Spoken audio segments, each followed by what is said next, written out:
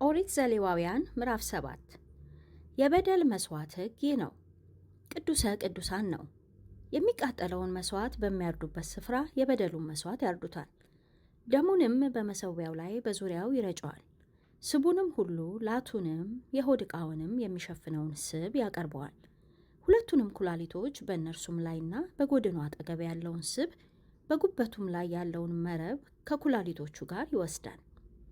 ካህኑም ለእግዚአብሔር የእሳት ቁርባን እንዲሆን በመሠዊያው ላይ ያቃጥለዋል። እርሱ የበደል መስዋዕት ነው።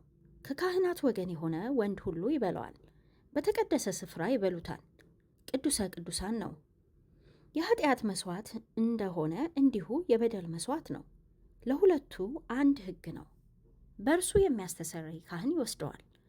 የማናቸውንም ሰው የሚቃጠል መስዋዕት የሚያቀርብ ካህን ያቀረበው የሚቃጠለው መስዋዕት ቁርበት ለዚያው ካህን ይሆናል። በእቶን የተጋገረው የእህል ቁርባን ሁሉ በመቀቂያም ወይም በምጣድ የበሰለው ሁሉ ለሚያቀርበው ካህን ይሆናል። በዘይትም የተለወሰው ወይም የደረቀው የእህል ቁርባን ሁሉ ለአሮን ልጆች ይሆናል፣ ለሁሉም ይሆናል። ሰው ለእግዚአብሔር የሚያቀርበው የደህንነት መስዋዕት ሕግ ይህ ነው። ለምስጋና ቢያቀርበው ከምስጋናው መስዋዕት ጋር በዘይት የተለወሰ የቂጣ እንጎቻ፣ በዘይትም የተቀባ ስስ ቂጣ፣ በዘይትም የተለወሰ መልካም ዱቄት ያቀርባል። ለምስጋና የሚሆነውን የደህንነት መስዋዕት ባቀረበ ጊዜ እርሾ ያለበትን ህብስት ያቀርባል። ከቁርባኑም ሁሉ ለእግዚአብሔር የማንሳት ቁርባን እንዲሆን ከእርሱ አንዱን ያነሳል። እርሱም የደህንነት መስዋዕት ደም ለሚረጨው ካህን ይሆናል። ለምስጋና የሚሆነው የደህንነት መስዋዕት ሥጋ በሚቀርብበት ቀን ይበሉታል። ከእርሱ እስከ ነገ ምንም አያድርም። የቁርባኑን መስዋዕት የስዕለት ወይም የፈቃድ ቢሆን መስዋዕቱ በሚቀርብበት ቀን ይብሉት። ከእርሱም የቀረውን በነጋው ይብሉት። ከመስዋዕቱም ሥጋ እስከ 3ኛው ቀን የሚቆየው በእሳት ይቃጠላል።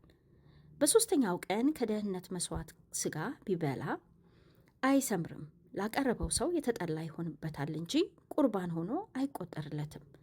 ከእርሱም ቢበላ ኃጢአቱን ይሸከማል። እርኩስ ነገር የሚነካውን ሥጋ አይብሉት፣ በእሳት ይቃጠል። ንጹሕ የሆነ ሰው ሁሉ ግን ከሥጋው ይብላ። ሰው የረከሰ ቢሆን ለእግዚአብሔርም ከሆነ ከደህንነት መስዋዕት ሥጋ ቢበላ ያ ሰው ከሕዝቡ ተለይቶ ይጥፋ። ማናቸውንም እርኩስ ነገር ቢነካ የሰውን ወይም የረከሰን እንስሳ ወይም ሌላውን የተጠላ እርኩስን ቢነካ ለእግዚአብሔር ከሆነው ከደህንነት መስዋዕት ሥጋ ቢበላ ያ ሰው ከሕዝቡ ተለይቶ ይጥፋ። እግዚአብሔርም ሙሴን እንዲህ ብሎ ተናገረው። የእስራኤልን ልጆች እንዲህ ብለህ ተናገራቸው። የበሬ ወይም የበግ ወይም የፍየል ስብ ከቶ አትብሉ።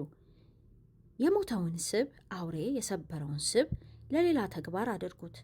ነገር ግን ከእርሱ ምንም አትብሉ።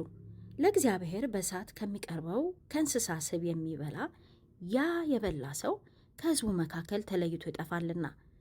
በማደሪያዎቻችሁም ሁሉ የወፍ ወይም የእንስሳ ደም ቢሆን አትብሉ።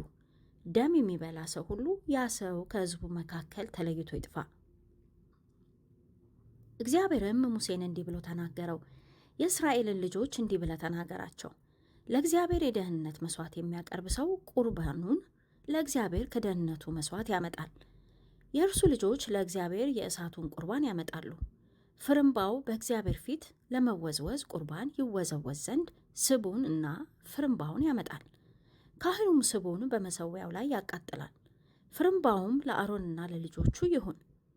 ከደህንነት መስዋዕታችሁ ቀኝ ወርቹን ለማንሳት ቁርባን እንዲሆን ለካህኑ ትሰጡታላችሁ። ከአሮንም ልጆች የደህንነት መስዋዕት ደሙንና ስቡን ለሚያቀርብ ለእርሱ ቀኝ ወርቹ ዕድል ፈንታው ይሆናል። የሚወዘውዘውን ፍርምባና የሚነሳውን ወርች ከእስራኤል ልጆች ከደህንነት መስዋዕታቸው ወስጃለሁ። ለካህኑ ለአሮንና ለልጆቹም ለዘላለም ዕድል ፈንታ እንዲሆን ከእስራኤል ልጆች ዘንድ ሰጥቻቸዋለሁ። እግዚአብሔርን በክህነት ያገለግሉት ዘንድ ባቀረባቸው ቀን ለእግዚአብሔር ከሆነ ከእሳት ቁርባን የአሮንና የልጆቹ ዕድል ፈንታ ይህ ነው። ለልጅ ልጃቸውም ለዘላለም ዕድል ፈንታቸው እንዲሆን በቀባቸው ቀን የእስራኤል ልጆች ይሰጧቸው ዘንድ እግዚአብሔር ያዘዘው ይህ ነው። የሚቃጠል መስዋዕትና የእህል ቁርባን፣ የኃጢአትና የበደል መስዋዕት፣ የቅድስናና የደህንነት መስዋዕት ሕግ ይህ ነው። እግዚአብሔር በሲና ምድረ በዳ ቁርባናቸውን ለእግዚአብሔር ያቀርቡ ዘንድ ለእስራኤል ልጆች ባዘዘ ጊዜ በሲና ተራራ ለሙሴ ያዘዘው ይህ ነው።